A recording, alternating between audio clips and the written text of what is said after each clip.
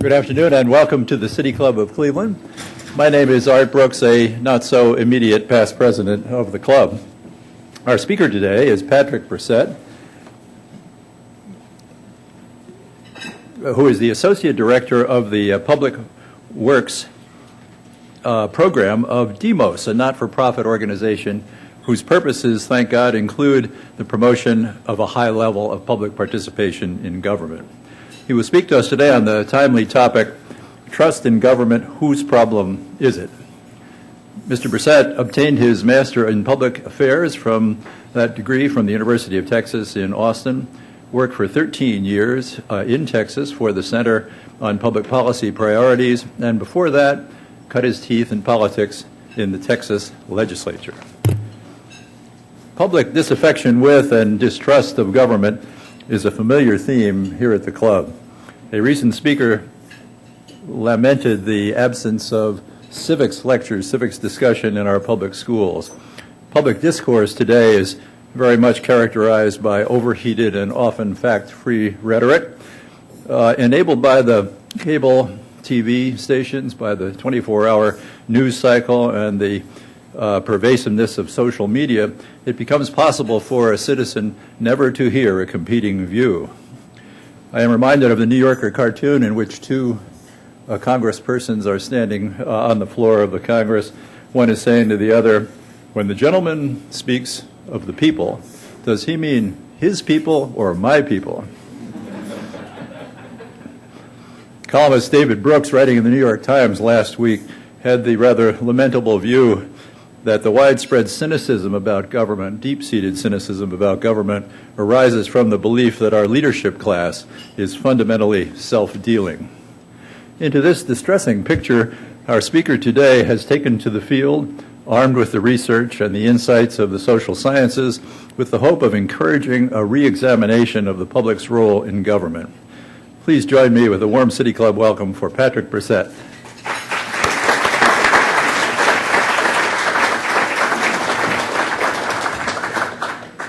Thank you, Art, and good afternoon to you all. It is a little warm. This is kind of Texas-style heat, so I'm kind of familiar with that. I'll leave my jacket on even. It was 106 a couple days ago at home, which is even hot for us. I am deeply honored to be here today to speak at the City Club of Cleveland. The organization's long-standing dedication to civic-minded dialogue represents really the best in American traditions of free speech. I want to thank Michael Kallstrom for inviting me, and for Amy, my good friend and colleague and DEMOS board member, for making that connection possible. I'm also pleased to be in Cleveland, a city of my roots, it turns out. I knew that my grandfather had been born somewhere in Ohio and raised in an orphanage, and I wasn't sure exactly where, but I do remember a very vivid trip when I was 7 or 8 to visit this orphanage and meet one of the elderly nuns who still remembered him. I can't remember if it was she or he who told me how many times he had run away from the orphanage, but I can see that room still today. My grandfather passed away when I was 12, but my grandmother at 98 is still sharp as a tack, and so I called her last week and said, I'm going to Ohio and I'm giving this speech. Do you remember where Gramps was in Ohio? She said, oh yes, he was born in Cleveland, and he was raised at the, let's see if I get the name right, the St. Vincent's Orphan Asylum, and then at Parmadale, where he was kicked out at 16, which is when my grandmother said, they kicked all the boys out at 16 because they were trouble. So thank you to Cleveland. I'm here in part because of you. Today I'm privileged to speak as part of this annual Michael Michelson special program. From what I understand, Mike liked to engage in lively discussions that featured contrary opinions forcefully delivered. I'm thankful to his Phoenix Fellows for creating this venue and hope to live up to Mike's desire to make you think a little bit. I believe I have a contrarian idea to offer today, because I'm here to tell you that our decades-long slide in faith and trust in government is actually not government's problem, and not even politicians. And solving it is actually not going to be their problem either, it's ours. I say this fully knowing that I'm standing in Cuyahoga County, where we've had a little problem with public corruption of late. I started trying to read the articles like, okay, this could take a week, you know, but so I understand that, and we'll come back to that in a minute. I want to begin by giving you a sense of why our organization cares about this issue, to explore a little bit what I think are the complexities and civic trust that are at play here. I want to raise some questions about the way we've tried to rebuild trust and the kind of common approaches that we have, and to share with you what we've learned about the deeper cultural challenges that we face. And I want to end by giving you some hope and an assignment that I think Mike would be proud of. The organization I work for, Demos, is a nonpartisan, nonprofit policy research and advocacy organization based in New York City. I get to work from home near Austin in a little small town about 40 miles out. We work with advocates, policymakers, leaders, civic-minded folks all around the country in pursuit of 4 overarching goals: a more equitable economy with widely shared prosperity and opportunity, a vibrant and inclusive democracy with high levels of voting and civic participation, an empowered public sector that works for the common good, and responsible U.S. engagement in an interdependent world. And you can learn lots more about that on our website. The program at Demos that I work in is called Public Works, the Demos Center for the Public Sector, and we've taken on the little minor challenge of trying to rebuild public understanding of and support for government. We believe that the levels of mistrust and disaffection we see today are actually fundamentally dangerous for our democracy, and that this is a threat we have to take on directly. It seems that every public debate today, whether it's about the debt, health care, climate change, public workers, or state budgets, is being shaped by distrust, if not outright hostility to government. This has to change if we are to find a way forward. For the past 7 years, we have been working to understand this challenge and develop the strategies that we need to rebuild appreciation of the essential role of government in any successful society. We have sponsored a set of intensive research investigations into how people perceive and think and reason about government. And with insights from that research, we've gone to the field. We've now been in about 24 states, I think 32 at the last count, speaking and working with organizations, interested individuals, policy advocates, community leaders, elected officials, and others. Anybody who thinks that this is a problem is a potential audience for us. And trying to work with them to find out ways to change this public debate, whether they're working on budget fights or policy challenges, or just trying to change the way they engage their constituents. Our goal is fundamentally to engage the public in a more reasonable and pragmatic consideration of their own relationship to government, and to bring a higher level of trust and understanding to the policy and fiscal decisions that we have to make together. I'll talk about the specifics of our findings and the kind of recommendations in a few moments, but I think it's worth thinking a little deeper first about what we mean when we talk about rebuilding trust in government, just to set some terms for that. The challenge we face today is as stark as it has ever been in our history, or at least in our kind of polling history, I should say. Americans have always had a healthy skepticism of government, and that's a healthy thing in a good democracy. But the debate we're having today is really no debate at all. We're in the midst of a political and cultural moment where their rhetoric is so anti-government and at levels that we've never seen, and public trust is so low that it's hard to make progress in almost any public dialogue. Government is dismissed out of hand, and defenders of its role are mocked. But as you look at the polling, even in recent years, there are really some interesting contradictions right below the surface. So you will see, just as I mentioned, these high levels of distrust in government, and yet deep support for the actual work of government. If you ask people, what is your level of support for programs like Medicare or Social Security, for food assistance, for health care, the numbers are pretty much off the charts. 65%, 70%, 80%, 90%. But if you ask them what they think about government, you will get the 22% in the low ends. That disconnect is part of what we're up against. How can people passionately defend these programs, their schools, their health clinics, their libraries, and their parks, and still not understand what it takes to run them and the public resources that are needed to keep them functioning? This disconnect between the actual work of government and the superficial attitudes held by most people about its role is both a cause and a consequence of this decades-long slide in faith and trust. There is a standard polling question we've been asking since 1958, one version or another. Do you trust government to do what's right, always or most of the time? In the early 60s, 3/4 of us would have answered yes to that question. It has dipped at various times and now stands around 22% at the recent polling. We believe that that's a dangerously low level of trust and disaffection just to get anything done. In America, we tend to peg this decline kind of along our own kind of social and political history and calendar. So we mark the steep loss of trust in the wake of Vietnam and Watergate. We note the upswing as in Reagan's Morning of America, and then down again in Iran-Contra.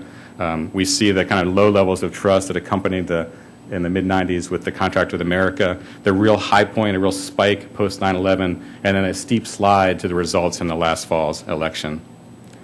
I think it's interesting, though, that like many of our self-observations as Americans, we tend to treat this problem as uniquely ours.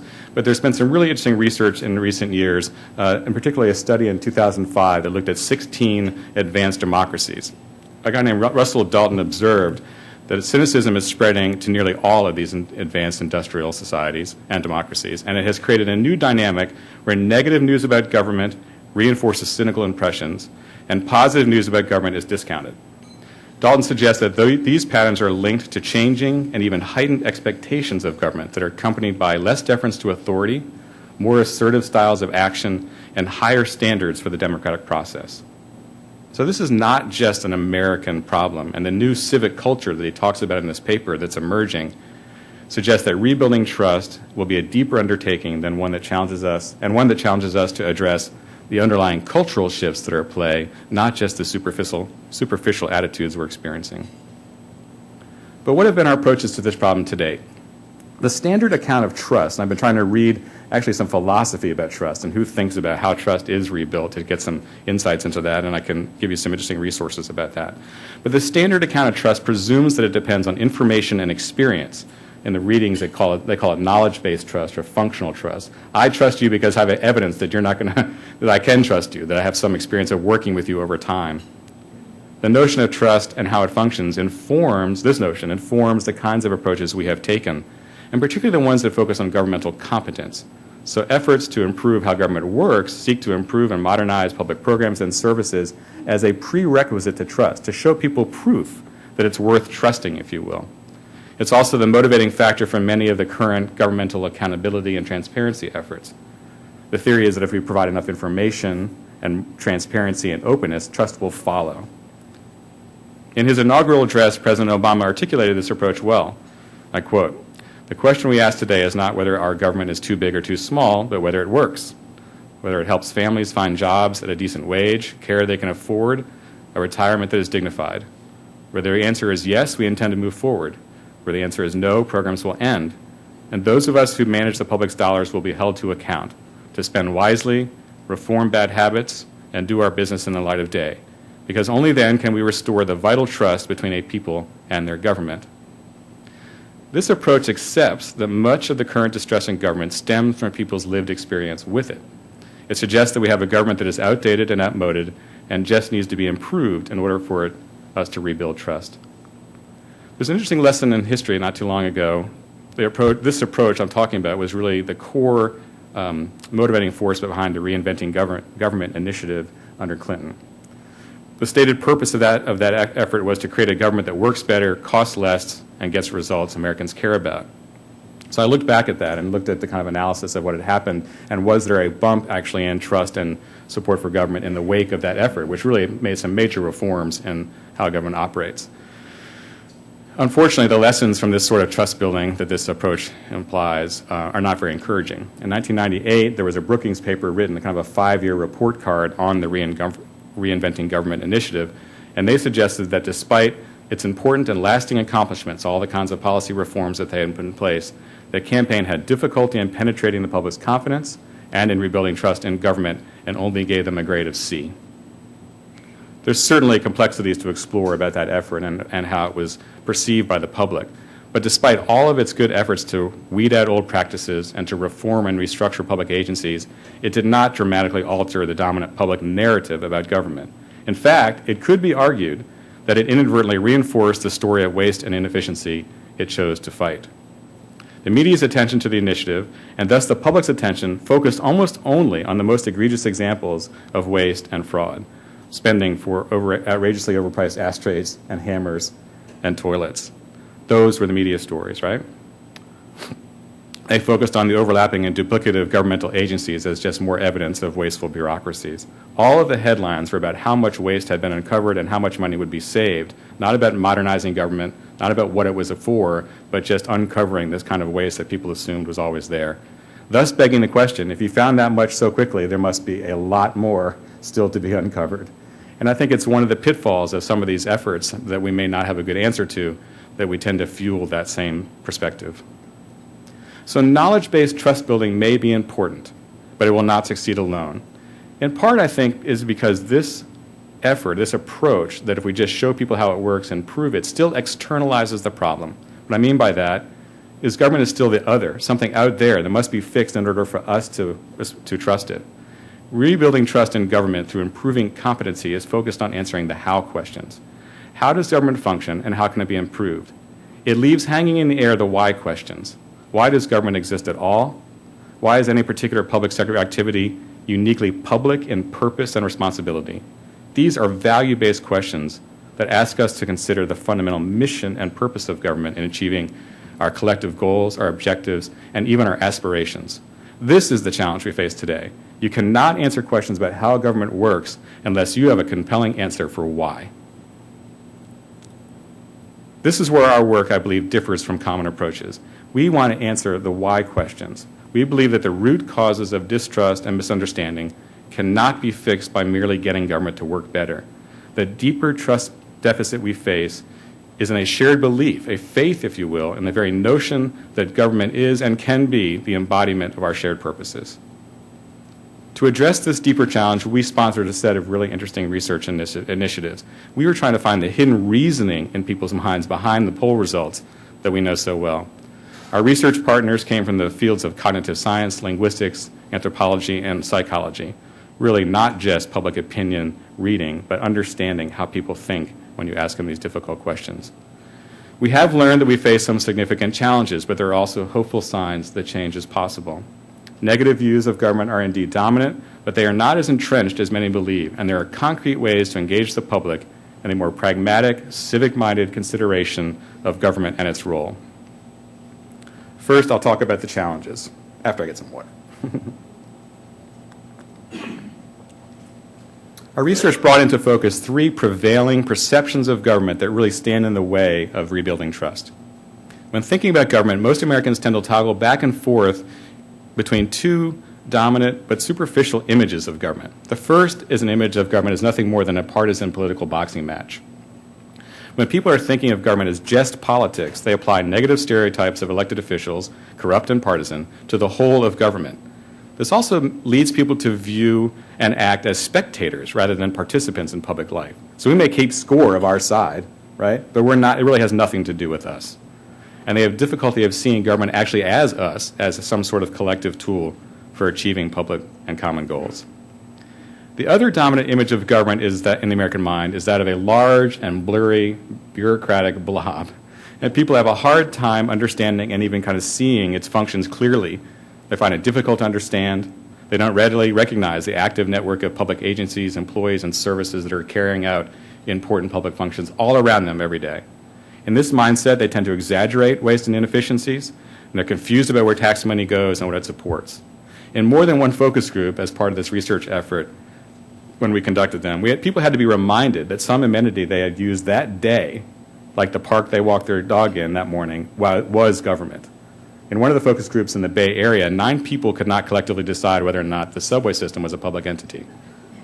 So, I mean, you're sitting behind the mirror, you're like, okay, I've been traveling around the Bay Area for the last week. Every surface says, for more information, see www.bart.gov. It seemed relatively straightforward, but people just couldn't figure it out. Is it a private company? Is it a contract? And that fuzziness is part of what we struggle with. The third challenge we uncovered is more of a cultural one. We live in a highly consumerist society, and the habits of consumer thinking have been bleeding over into the civic realm in some really damaging ways. When people approach government as mere consumers of services, the questions they bring to the interaction are, what's in it for me, and what is it going to cost? They see government, in the trainings we talk about this, as a vending machine. I'll take B9, but I don't need C7, right? So I should decide, my personal benefit or cost. And they put that above the things that government does that actually benefit our whole community. It's hard for them to see the things that protect our shared public interest through a narrow consumer lens. As a result, you get the kind of narrow-minded statements we saw. Why should I pay the increase in property taxes? My kids aren't in school anymore, right? Something familiar. So just politics, the bureaucratic blob, and government as vending machine. Any strategies to engage the public more productively will have to grapple with these three powerful stereotypes. So how do we push through these superficial perceptions so that a more civic-minded perspective can be renewed? Here's the good news. Not far beneath these dominant and negative perceptions, there is actually a set of powerful, if latent perspectives, ready to be tapped and awakened. Our research and fieldwork has revealed that when people are reminded of the unique mission and purpose of government and given vivid and concrete images of the public systems necessary to achieve those goals, they can engage in questions about government in a more pragmatic, reasonable, and problem-solving manner. And despite the power of consumerism, people are ready to be called to act as civic-minded participants in community life. To get past the sense that government is merely a political spectator sport, we must speak directly to government's unique and important purpose. We need to highlight the public interest values that government, at its best, acts from and embodies. People can be reminded that government's job is to plan for the future, to be a good steward of public resources, and to build and preserve community life. Once reminded, people can and do see government as more than just politics, and they will talk in pretty philosophical ways about its role in promoting the common good and in protecting public interests. A second goal is to bring back into focus the actual work of the public sector. Government is only dimly understood by most Americans. It is difficult for people to remember the scope and diversity of its day-to-day activities. We need to remind people of the many public systems and structures that we have built over decades that underpin our quality of life, that are essential to a functioning economy, and to the safety and security of our communities. We need to find succinct and vivid ways of explaining how government works in order to foster more system awareness, if you will. The media and popular culture do not tell stories of when government works well. Someone has to. How many people in this room know the United States eradicated rubella about 3 or 4 years ago? Anybody? Right.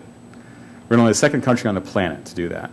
And it was about 3 decades of hard, steady public health work to eradicate, this tragic and often deadly disease. And if this room hardly knows that, you can imagine what the general public awareness is. To elevate a more civic-minded stance toward government and combat the pitfalls of consumerist thinking, we need to reinforce notions of interdependence, how the well-being of our communities depends on how well we work together and support each other. We need to call people to play a role, to be partners with their government in addressing problems and creating opportunities. In a subtle but not unimportant way, the use of more collective pronouns would be useful. Our government, our public health department. So here's a thought experiment for you to take home. The next time you find yourself thinking or speaking about the government, the DMV, or the County Works Department, for good or ill, replace the with our and see if it does not cause a subtle shift in perspective and responsibility. These are the tools and the antidotes that deal with the common and dominant negative stereotypes that I talked about. But the awakening of more supportive attitudes toward government will not happen on its own. The dominant stereotypes I've talked about pervade public discourse and are constantly reinforced by our culture and our media. We certainly must continue all our efforts to improve government, to make it work better, to uncover the kinds of corruption you have experienced here and punish it, but we also need to engage in a deeper conversation with each other about why government exists. I spoke earlier about the common presumption that trust depends on information and experience, but trust is complex. It can be based on practical experiences, certainly, but it also springs from value-based judgments that underpin a trust that's more akin to faith. This type of trust is essentially optimistic. It is connected to a worldview that believes that a fundamental trust in the goodwill of others is essential to a functioning society. It is this type of trust that binds us together, and it is this conception of trust where public purpose and public trust are combined. As sociologist Gianfranco Poggi has observed, this is the kind of trust that, quote, most needs to be diffused among the people if Republican society is to be maintained. As deeply challenging as it might seem, this is the kind of trust, a trust in shared purposes and in each other, that we need to rebuild. But this kind of trust has an enemy, and that enemy is cynicism. I am constantly amazed by otherwise educated people who mistake cynicism for intelligence. Cynicism is poison to the kind of trust we need. It's quite possible that the root causes of public distrust in government are linked directly to the prevailing cynicism in our political culture. But the cynicism we know today has drifted far from its civic-minded roots. And this brings me back to the person this special program honors. I did not know Mike Michelson, but from what I have been told, he could have been a direct descendant of the Greek philosopher Diogenes, the father of cynicism. The Cynic philosophy invented by Diogenes was premised on reason, a devotion to the improvement of society, and moral self-regulation. Diogenes was pushy, opinionated, and independent, but he is also a model of intellectual honesty, temperance, and public service. He would not recognize today's cynicism. The modern distortion of his philosophy has stripped it of its civic purposes. It works like an acid to dissolve our notions of the efficacy of collective action. A cynical public is a disempowered public, actively hostile to government, at the same time alienated, thereby further disempowering themselves. Skepticism and critical thinking about government and politics is more important today than it has ever been, but cynicism undermines any constructive dialogue about alternatives. It makes it almost impossible to engage people in serious political debate, never mind action, and that is why it's so insidious and damaging. I think this is the point that Mike might have appreciated. So where does this leave us? Restoring trust in government is not something that's going to be accomplished by a dedicated legislative committee or a well-staffed public office. It is only going to happen if each of us finds a way to counterbalance civic cynicism with pragmatic optimism. For trust in government is linked to trust in each other, to finding shared goals and objectives, to identifying common purposes and promoting the belief that problems can be addressed and opportunities created together. These are the foundations of any government that is truly of, by, and for the people. There's a website published by a professor at Mount Holyoke College, a friend of mine. It's called Government is Good, an unapologetic defense of a vital institution. I'll let Doug give you your assignment as I close. He writes, in today's world, what is daring is not to be cynical about politics and government, to believe that working through government can actually make the world a better place. This is the truly risky stance to take. It opens you up to disappointment and makes you vulnerable to the ridicule of your friends. In the end, coming to the defense of government is not as quixotic as it might first appear. Many Americans have come to realize how unfair and damaging the attacks on government have become. They are tired of their firefighters being laid off and public schools without textbooks. As most people know, on some level, the government is playing a very positive role in their lives. They just need to be reminded. There's actually a receptive audience out there for those who have the gumption to stand up and defend the importance of government, and certainly we have found that in our field work. So the next time someone is bad-mouthing government for no good reason, you should stick up for it. Go ahead. Dare to be uncynical. Thank you.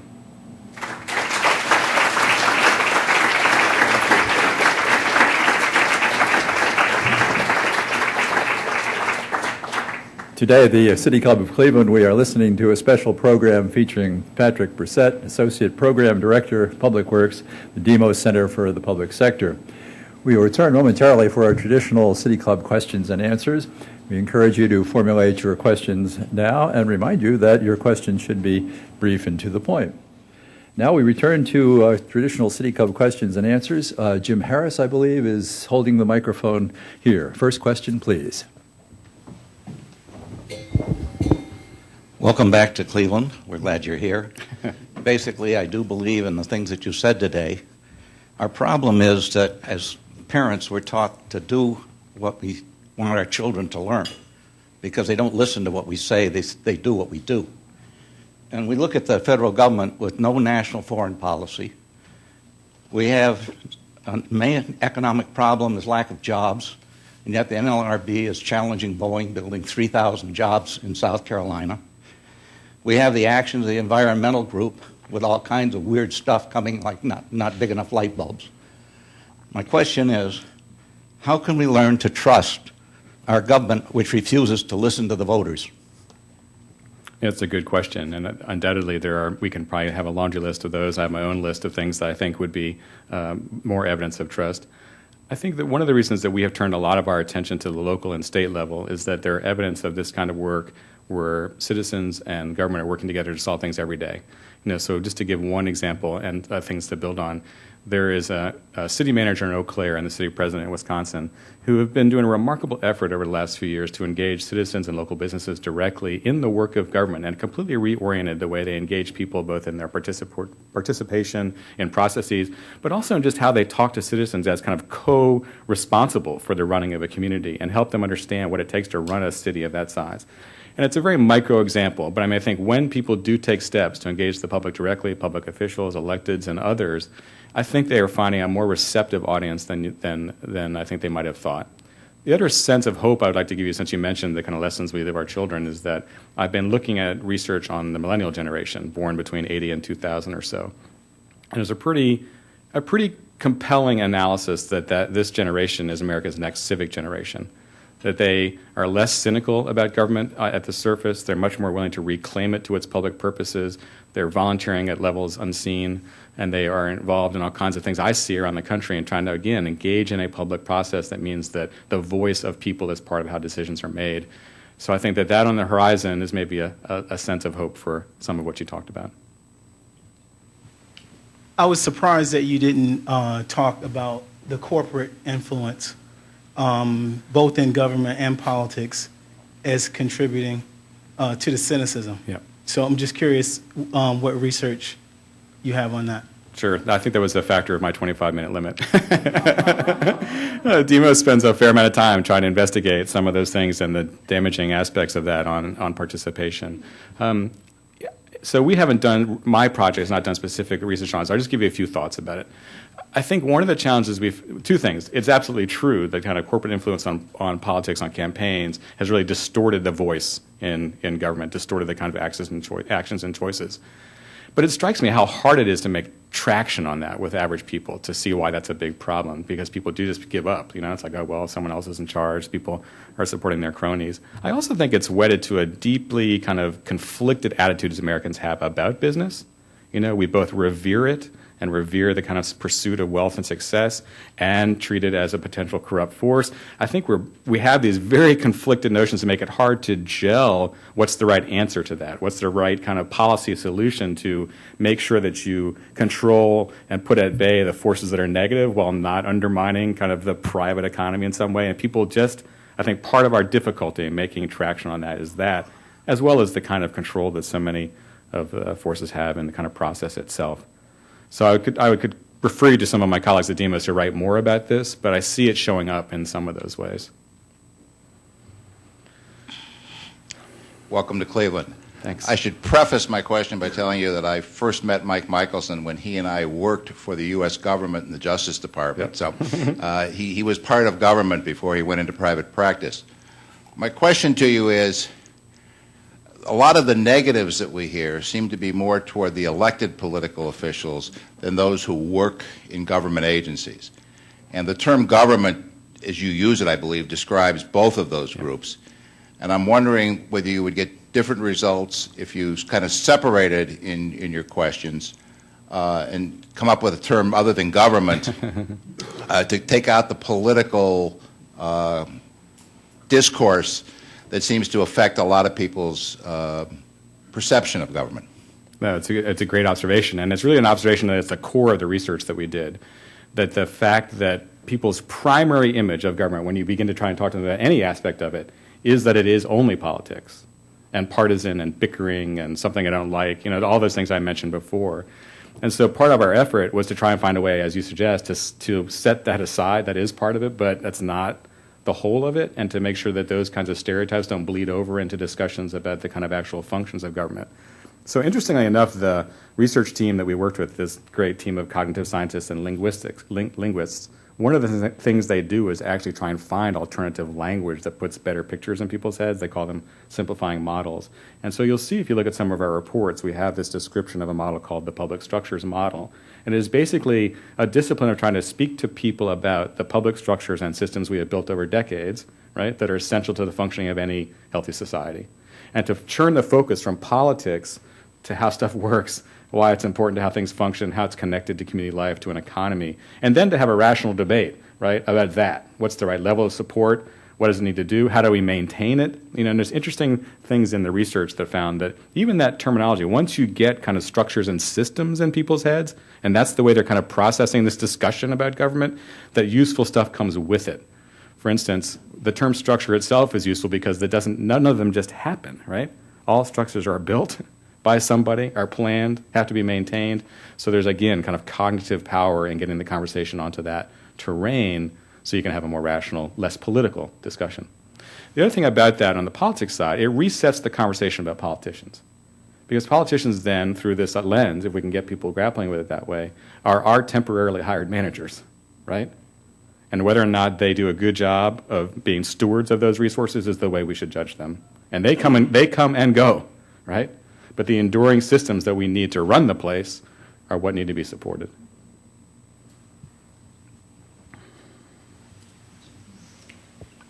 It's awfully hard to not be cynical when you place your trust in county government, as we have in ours, and find out that we were quite naive, that people we trusted to be smart enough, at least, not to get involved in these things, did indeed.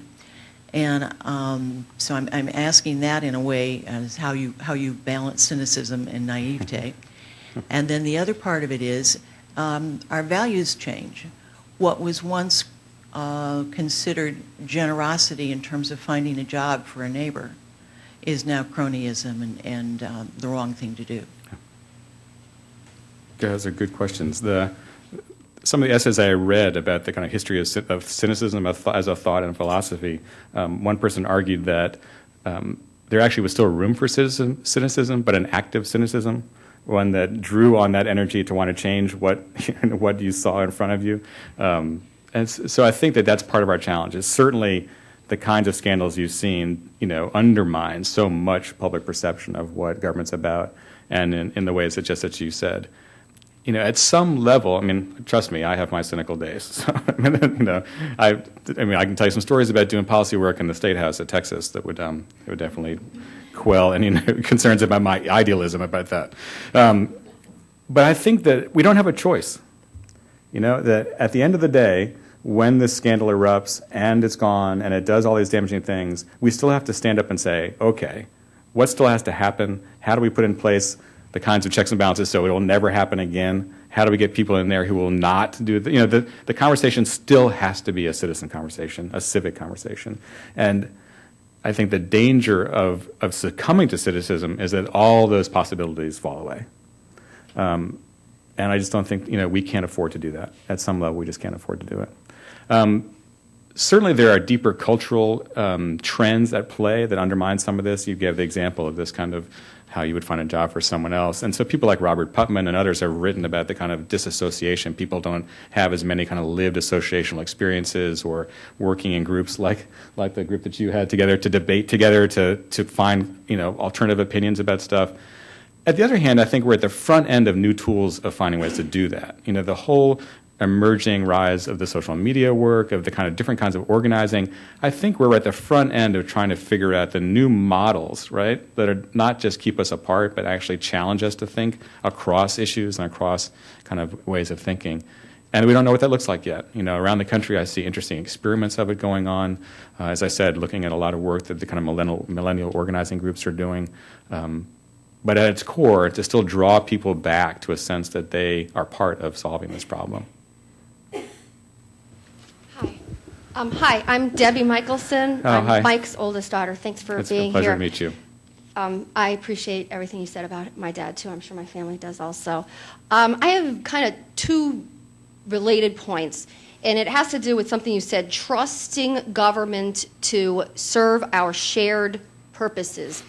And I think about the dissonance between people who are not elected officials and politicians in terms of the amount of wealth that they have and control versus the rest of us, or most of the world, and certainly most of the population in this country.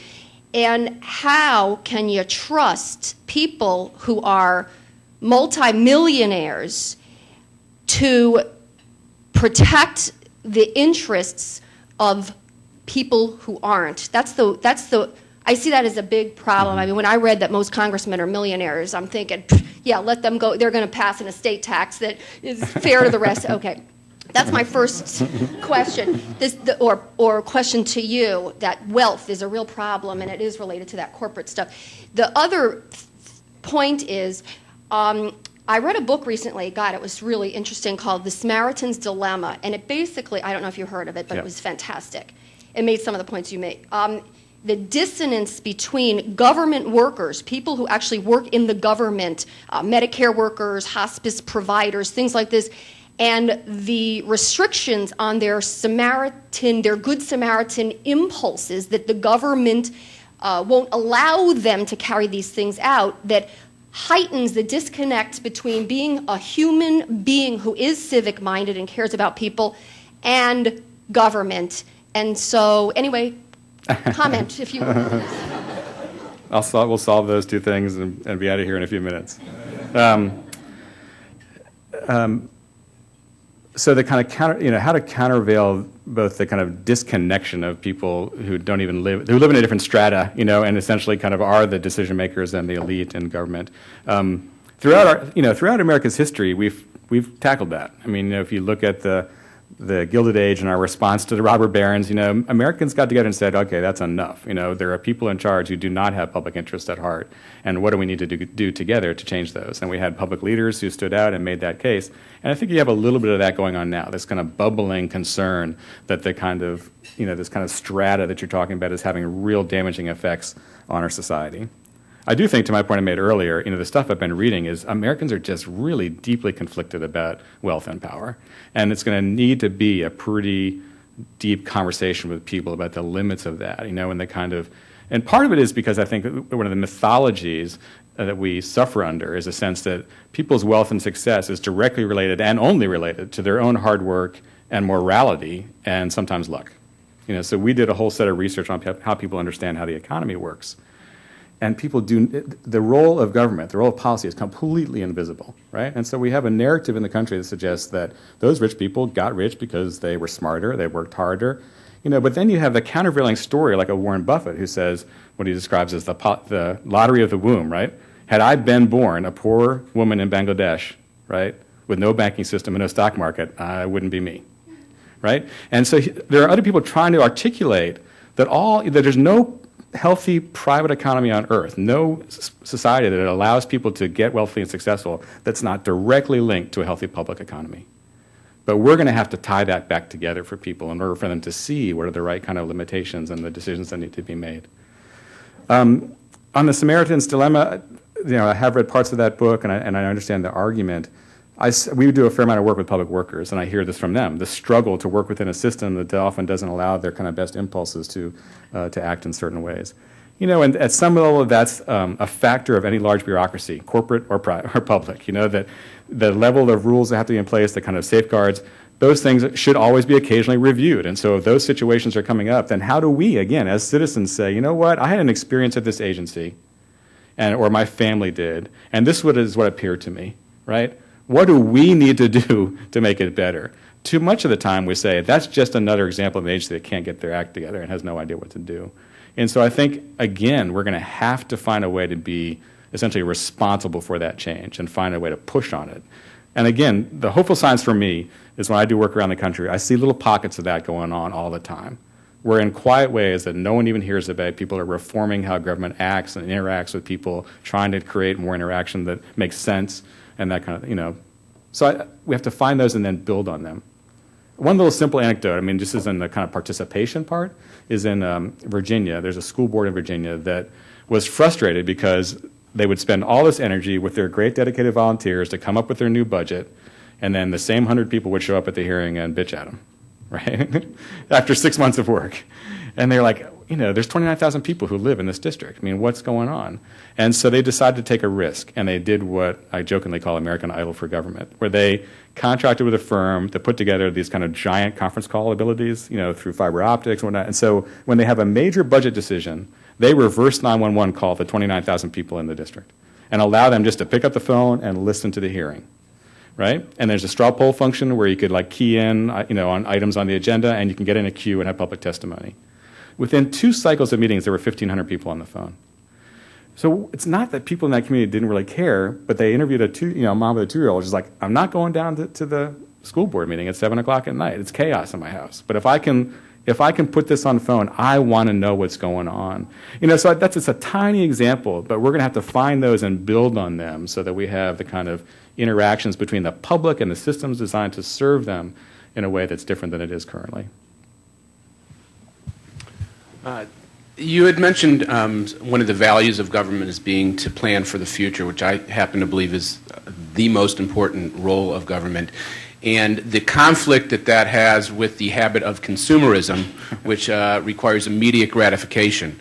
That, coupled with the distrust of government, I think resulted in term limits, which I have some concern has facilitated the lack of forward thinking and thinking of the future, and I'd like your comments on that. It's a good observation. I think there are a number of those things, those kinds of responses by the public to frustrations over our history, right, that may have inadvertently undermined the kinds of thinking we need. So you do see these kinds of structural impediments or term limits or the kinds of supermajority requirements on voting. all of which drive short-term thinking, to your point. We're commissioning a paper right now to kind of investigate exactly your point. What does this do to the overarching goals the government should have, the way they think about it? I think the good news out of what we found in the research is that while there's a lot of confusion about what is the role and responsibility of the private sector versus the role and responsibility of the public sector, people will talk quite a bit about the need to plan for the future and stewardship of resources over time and thinking about where we're going in 50 years or so. That is a huge opening to engage people. If that's true and people do value that, then how do you engage them in this question, right? Is this the right design that makes sure that we're making those decisions in a way that makes sense? It also moves it away from just political cycles, that again, as I said before, the systems that matter endure beyond all of these political cycles. So are we setting up the right structure to make good decisions about that? It's an opening for a conversation and the debate that you're suggesting we have to have about it. Politicians Yeah. need to deliver Yeah. very short, immediate gratification. Exactly. And then you get all kinds of crazy proposals that don't make any sense in the long term. Yeah, one way to dismantle government is to defund it. And we have an entire party assisted by a significant proportion of the other party that is consistently and continually calling for tax reduction, even to the point where you have states all over the country that have gone bankrupt, specifically in the case of our state, due to a major tax reduction in 2005. And I'm wondering, you have this, the Republican frame is taxes are bad, government is bad, and by the way, unions are bad. And then to that, the Democrats, not one elected Democrat I have ever heard has ever defended any one of those. And I would specifically like your comments on the necessity of progressive taxation, especially in light of the fact of the incredible Gilded Age on steroids concentration of the wealth. All right. Well, if we thought that the generalized conversations about government are problematic, the ones about taxes are deeply troubling. And so we have actually done some research on that specific topic. And the core finding is that people treat taxes as theft. And so that people have lost the connection between taxes and what they actually pay for. And so the debates actually happen in two separate spheres, right? So tax conversations are always and only about who's going to pay, how much money, where it's coming from, what percentage, et cetera. They are almost never tied to what the heck are they for, right? And I think at some core level, that's another part of the conversation we have to knit back together. And so sometimes I jokingly talk to the audiences about when you want to talk to people about taxes, don't talk to them about taxes.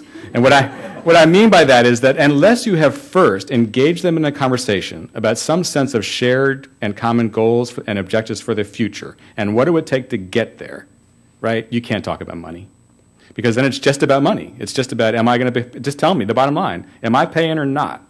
And so I think that the problem that you highlight is that hardly anybody in political or leadership is having a rational conversation with people about taxation.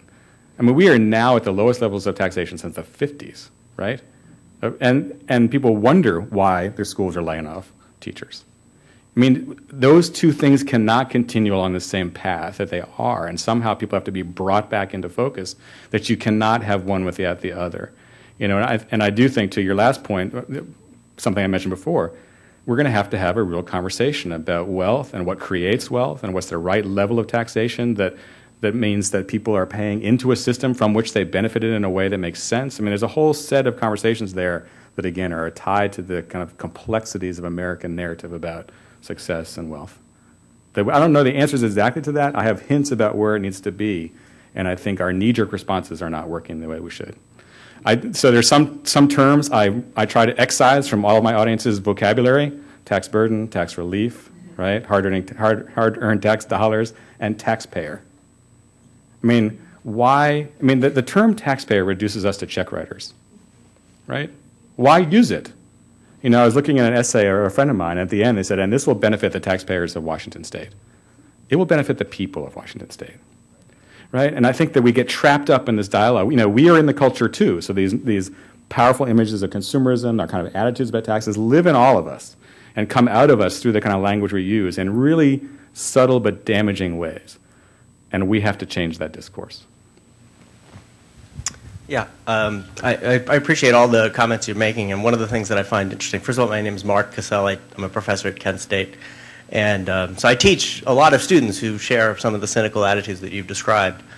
But one of the ironies in terms of thinking about trust is that when it isn't all public sector that has this great disdain. In fact, when you talk to people, for example, about the military, particularly conservatives who are often very critical of government, they're very much, very trusting of the military and view the military in very reverent terms, even though one could argue that in many ways the military is in some ways the most wasteful of much of the public sector, and yet there's incredible high trust rates for military service. And I bring that up in part because when I talk to people of my father's generation, conservatives as well as liberals, but especially conservatives, they all share one experience, and these are all men, but they share an experience of having worked in the public sector, having been required to serve their country. That's something they all share. Even very conservative people, they have that experience. They bond. When my father meets with friends of his, where they differ politically, they have that experience, and that unites them in a way that nothing that I could tell my students ever does. And so I'm wondering, you haven't brought this up, but it certainly strikes me that at a time when we have 9.5% unemployment, pushing 10%, in some communities 20% in Cleveland, that we don't today have any sort of public system. I'm sorry, where does DEMO stand on public service? Is it something required public service, whether either a broad public service for the military or something more broad, civil service, as they do in many other countries? Sorry. I probably would have to check with Miles to see what our official organizational position is on that, since I have a board member in the room. But I think there's a lot to be said for those proposals that ask people to participate in some way with the public sector in serving their community, whatever that broadly writ might look like. There's really interesting writing, both to the point you made, about people's experience in the WPA and CCC and the kind of long-standing sense of public purpose that they carried with them and camaraderie with other Americans and figuring out how to meet needs. I mean, there's something to be said for public jobs. I mean, just like in a moment like this, why aren't we rebuilding our bridges, renovating our parks, renovating schools, and putting people to work doing that work as part of government's role in an economic recovery? So I think you raise an important point about that. And also, how do we create the kinds of venues where people do have shared experiences together to drive the kind of trust that I think I'm talking about? It's not just trust that prove to me that it'll work and then I might trust it. It's trust that I am responsible for, right, as a citizen in the society. And I don't know exactly what those look like. You offer a couple on that, but I think we have to find those things. I mean, there's a whole concern on several audiences that we don't even teach civics, really, in many schools anymore, in kind of middle schools. And I was even struck by, I was in some town, I think it was Cincinnati. Someone showed me the booklet that was given to every new member of the Chamber of Commerce, I think this was in the 40s. And the entire treatise is on your new responsibility as a corporate citizen of this city, and outlined the history of the city and the things that other businesses did to make sure this place was we're not used to calling people into that role, business or individuals or otherwise, and we've got to find a new way to do that. I wanted to ask a question about demos itself. As someone who's very interested in public education, I'm extremely concerned about the demonizing of public education across the country. And I know that back in the 90s, Benjamin Barber, who's a fellow at Demos, wrote a wonderful book called An Aristocracy of Everyone about the role of public education in a democracy. And I wonder if you've thought of reissuing that book for these times, or if someone at Demos is writing about the role of the public role of public education. That's it. Thank you for reminding me of that. Benjamin still talks about it quite a bit. We don't have a dedicated program to it, but it's coming up in discussions among the fellows, among kind of our policy work to see if we need to stake out more claim on that. We have a small project right now on the role of community colleges, to really try and focus attention on that essential public system for helping people enter into and stay in the middle class. And so I think we're beginning to edge into some of that debate in the way that you suggest. And next time I see Ben, I'll ask him if he has plans for any new writing. Yeah. You had said you might speak about the Democratic Party in Cuyahoga County, and so I was wondering if we could abstract that into, at Is there a question of proximity in trust in government, local, state, Yeah. federal? And then if there is a breach of trust at one of those levels, does it impact on the other two? That's a good question. The research was really interesting in that we did try to ask a little bit about that. Did people have dramatically different perceptions of government at various levels? Fundamentally, no. The same kind of dominant images I talked about, these kinds that pop in their heads pretty quickly, are available to them and pop up no matter what level of government you're talking to them about. The other thing to remember is people really don't know the delineations of what the state does versus what local does, and certainly not what federal does. So even that's very blurry to most Americans who don't, just aren't interacting with these systems on a daily basis. So the dominant perceptions are basically the same, and we think that the core ideas to change the conversation are fundamentally the same too. That said, we have turned a lot of attention to local and state level because we think it gives you the more immediate chance to engage people at a scale that you can begin to practice some of these things. And at state debates, where people like Amy and her shop are working to really, educate Ohioans about what's at stake, what's going on at the state capitol, that we do find that the debate inside the Beltway is so cynical and so poisoned, it's hard to start there, from our perspective. Not that the issues aren't the same challenges, but we're turning a lot of attention to state and local.